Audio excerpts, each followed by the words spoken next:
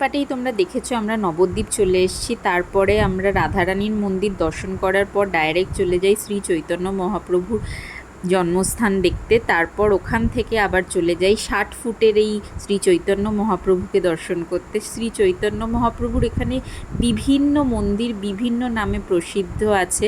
নবদ্বীপ জায়গা মানেই শ্রী চৈতন্য মহাপ্রভুর জন্মস্থান। তো শ্রী চৈতন্য মহাপ্রভুর নাম নিমাই কেন তোমরা কি কেউ বলতে পারবে? যেহেতু ওনার নিম গাছের তলায় জন্ম, তাই ওনার নাম নিমাই। তারপরে সোনার গৌরাঙ্গ দেখতে যাই, তারপর সচিমাতা বিষ্ণুপ্রিয়ার মন্দিরে যাই, তারপরে এই মন্দিরটিতে আসি। এই মন্দিরটির নাম আমার মনে নেই। তারপরে লাস্ট চলে যাই আমরা পোড়ামাতা টেম্পল। এটা সব থেকে প্রসিদ্ধ মন্দির নবদ্বীপে। এই মন্দিরটিতে তোমরা অবশ্যই এসো। লাস্ট গেছিলাম আমার যতদূর মনে আছে শ্রী চৈতন্য মহাপ্রভুর দাদুর বাড়ি। ভিডিওটা ভালো লাগলে লাইক শেয়ার সাবস্ক্রাইব করে দিও। টাটা।